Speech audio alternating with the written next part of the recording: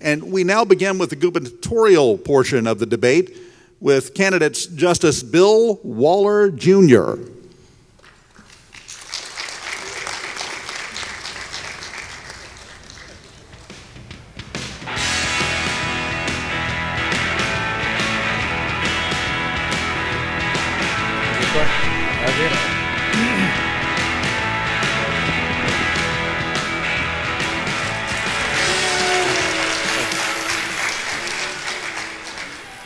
And candidate Representative Robert Foster.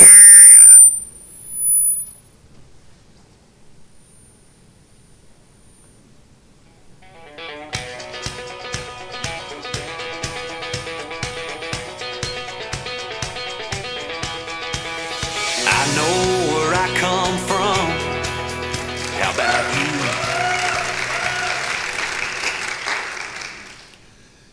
Now, unfortunately, Lieutenant Governor Tate Reeves was unable to be here tonight. He did send an official statement to be given on his behalf.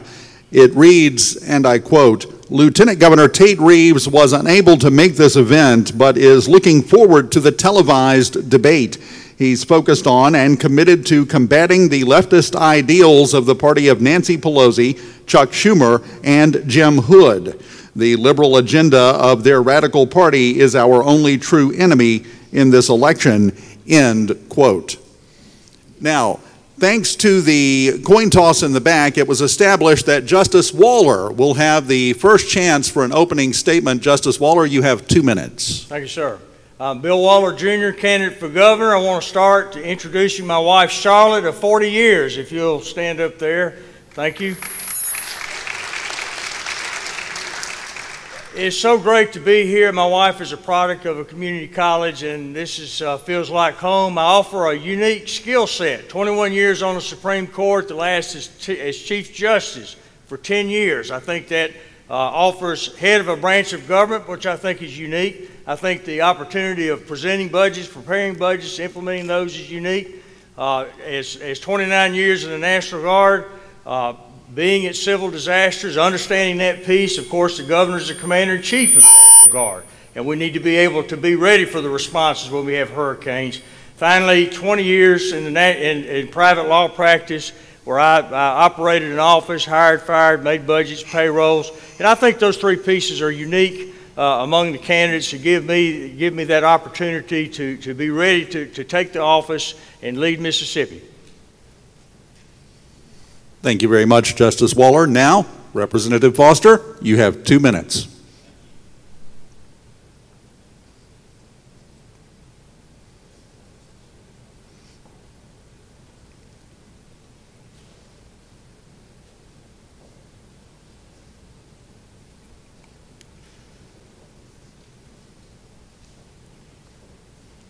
We will start Representative Foster's 2 minutes when we sort out the technical problem here.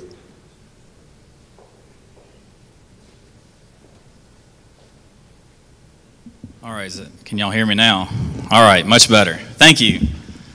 Thank you for having me here this evening, and I want to start by welcoming and thanking my wife and my daughter Libby for making the trip down, and I want to thank my parents too for all of the extra work they're having to pick up, especially my mother back at my farm helping run the business while I've been away on this campaign trail. It's been an extreme burden on my family, obviously being gone the last 6 months on the campaign trail. But it has been a very eye-opening experience, and it's been a great experience for me to learn all over the state of Mississippi the problems facing everyday Mississippians. The last 14 years, I have been building a business. It's an agritourism operation in DeSoto County called Cedar Hill Farm, and we grow blueberries, blackberries, pumpkins, Christmas trees, and we host events at our farm, corporate picnics, weddings, family reunions, and it's called agritourism, what we do. And I've been building that business over the last 14 years. I built it through a recession, and I've worked on growing that business during a time when it was very tough to grow a business. And over the last 14 years, I've built it up to the point now that I have over 99 employees last year that were W-2 employees and an additional 50-plus seasonal workers at my business. We had over 50,000 visitors visit our farm just during our fall pumpkin patch and corn maze season. So it has grown into a rather large operation that has given me a very unique perspective, I believe, in this race for governor, being that I'm the only one running for governor that has been running a business the last 14 years. And the economy has changed a lot. And it gives me a very unique perspective, I believe, and I'm looking forward to discussing the issues that face my employees and the people that I've gotten to know around the state. Thank you. Thank you, Representative Foster. Now, thanks to the coin toss, Justice Waller, you'll receive the first question this evening. You'll have 2 minutes for your answer, and then Representative Foster, you will have 1 minute for rebuttal. Justice Waller, Mississippi ranks 50th in education, according to CNBC. The state education superintendent answers to a board only. What can you do if elected as governor to improve accessibility of the state superintendent to improve our ranking in education? Also, the state superintendent is the highest paid superintendent in the country. What are your thoughts concerning her salary? Should this be adjusted, and why or why not? Certainly, as governor, one of the first things I intend to do is to put together a task force to look at our education process. She is the highest paid, and that should not be. There should be a realistic association between what our superintendents make and what she makes. I really think we need an overall look from the standpoint of the teacher assessment tests, which are very, very expensive, that literally cripple schools for weeks as they're providing them, and they provide no correlation between other states and what we're doing. So we need to look at the whole process. Right now, our schools are graded on ABC based on an academic regimen. We need to have a career track available so that our principals, superintendents, resources can be placed in the career track to allow our high school seniors the opportunity, the ones that don't want to go to college, to have good paying jobs like they do in Vicksburg with the association with the barge lines, or in Pascagoula with Chevron, and that we need to have with Puckett Machinery that has 20 vacancies right now. So we've got a disconnect right now, probably related to that. So one of the first things I want to do is look at a revamping of the Department of Education and what they're about and what they're doing. Justice Waller, as previously stated, Mississippi ranks 50th in education according to CNBC. If elected governor, what can you do to improve our ranking in education and to ensure that not only K-12 instructors receive pay raises to bring them up to at least the national minimum, but instructors at community colleges as well? Right. Well, I think the education system is all linked together, and I think as primary and first, we've got 1,000 teacher vacancies in our K through 12. I spoke to the principal at Ocean Springs. One of the most progressive, desirable locations, and they couldn't fill 3 positions. That's increased teachers. So the battleground, the trench is our public education teachers that we need to work every year until we get them to the southeastern areas, because we're on the border of a crisis in our education. I think attracting and retaining good teachers is imperative. I also think we need to look at our community colleges, which have done such a great job of providing opportunities with that, and that's certainly something that we're going to look at and work on. But right now, my number one concern is getting Mississippi off of 50, and you start there by filling these 1,000 teacher vacancies that we have. I want to look at expanding opportunities as perhaps some ways we can link the community colleges better with the senior colleges in the education curriculum. We need to look at ways to encourage people becoming teachers, such as debt repayment plans, scholarships. So right now, first and foremost, we've got to get Mississippi off of 50, and the way you start that is with quality teachers. We need to look at the assessment test, what they're doing, and we need to provide the support and embrace our education system that hasn't been done. Now, Representative Foster, you'll get a minute rebuttal for both the question and the follow-up question that Ms. Carter asked. We'll start with the original question regarding the state superintendent and what can be done, in your opinion, regarding that position. She definitely should not be making $300,000+ a year. That's way too high for that position. And we also need to have somebody in that position that I believe has the same morals and kind of outlook on the state of Mississippi. There's been issues in the past with her agreeing with things that came down from Washington that are not in the best interest of the state of Mississippi. So the other thing that we have to look at is our top-down leadership in Mississippi is very high. We have too much administrative oversight in our state education. We need to put more freedom back into our local selected school boards and allow them to have a little more freedom to do what they think is best for their local district. Now, your rebuttal regarding Mississippi ranking 50th and what we can do to improve that ranking in education.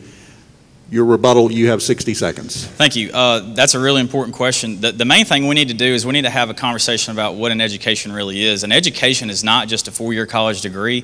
And we got off track about 2 generations ago, and we put everybody on a one-track path to try to teach them a test to get ready to go to college. It's been an absolute failure, and we need to get back to the basics of teaching our children how to learn a skilled trade. That is just, somebody can take apart a complicated diesel engine, fix it, and put it back together. It's just as educated and just as valuable to society as somebody that has a 4-year professional degree. So if we get back to putting VOTEC into every single high school in this state, we would get back on the right track of helping education. Our next question will be for Representative Foster. You'll have 2 minutes to answer this question, and it comes from Byron Brown from WJTV. Representative Foster, staying on education, you're kind of touching on that now, but what is your specific plan as we ensure Mississippi's current residents and future generations have the education and employability skills necessary to help attract new industry and fill jobs, particularly in businesses here in Southwest Mississippi? Yeah, we need to rewrite our educational funding formula to a student-based funding formula that will encourage VOTEC and Career Tech both in the K through 12 and also in our junior colleges. A lot of our funding is tied to academic credits right now, and so it does not give our local schools the ability to grow and expand their VOTEC and Career Tech opportunities the way they really need to, because that's where the vast majority of good paying jobs are in our economy, is in the VOTEC and Career Tech area.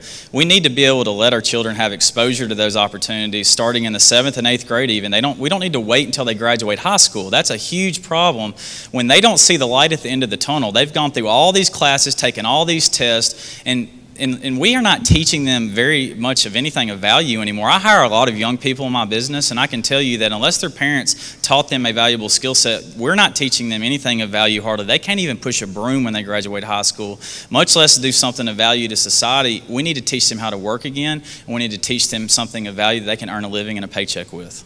How are we going to attract teachers to stay in Mississippi or even to go into the education field if we're not meeting the needs of the teachers that are currently out there? Well, one huge thing that I hear from teachers all over the state is that all of this required testing has become so overbearing that it has ruined the profession. And we need to get back to letting them teach again and get back to letting them teach our children valued skills rather than dictating tests and taking more tests and more tests, prep tests over and over again. And they're basically just now teaching to a test in a lot of cases, and that's taken away what they love, their passion, has really drained it from them.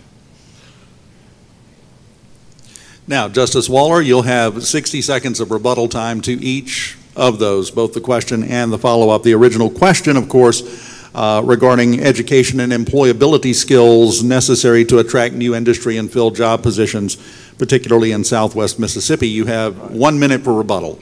Right. The high school education system, we need to drill down into the 8th and 9th grade on an interest, and we need to link up with local industry. Like Warren County's done with the barge line. I think a good place, Southwest Medical Center, is one of the premier places. We need to look at ways that we could partner with the medical center and the high school. I'd like to refocus MDA. We put so much time on attracting out-of-state industries where the money goes out of state, they get tax breaks, they get low-interest loans. I'd like to focus on local industries right here in Southwest Mississippi that could employ people right out, where we can have apprenticeships, where there's relationships, where the people can stay in the community. We've got to stop the brain drain that is killing Mississippi. And 60 seconds for rebuttal to the follow-up question regarding attracting teachers and acquiring them for the state. Well, right now, most of the scholarships are at the 28 ACT and above. The majority of the teachers are between 21 and 28. We need to have scholarship opportunities for the average teachers that are there every day and stay in the community. We need to have loan repayment in places where we need teachers. We've got 1,000 teacher vacancies right now, and we've got to roll up our sleeves, and we've got to figure out ways and get everybody around the table to fill those positions. So I say let's go with recruiting. Let's make it affordable for them, and let's get good teachers in the classroom so we can lift ourselves off of 50 and do the great job that we need to do for our citizens here.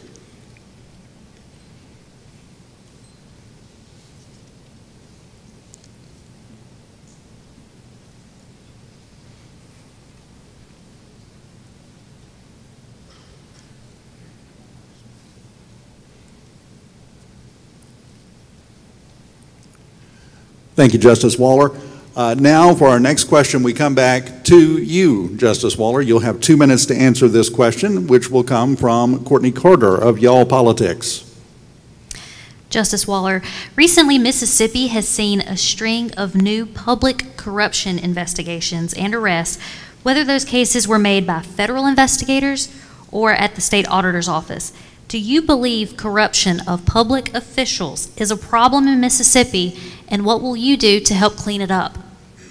We certainly have to be vigilant at all levels of government to make sure that corruption does not exist. And of course, my experience is in practice of law, my experience 21 years at the Supreme Court, we looked at many cases involving corruption. Thankfully, it's much less, but for instance, in the Chris Epps scandal, we had a Sheriff, Greg Wagner from Lee County, that came forward and literally brought the whole investigation down. So we need to make sure that our local officials who would be aware of these things, that they feel free to come forward with it, that we'll support the local officials that are doing a good job. And I think that's the best way of reducing corruption.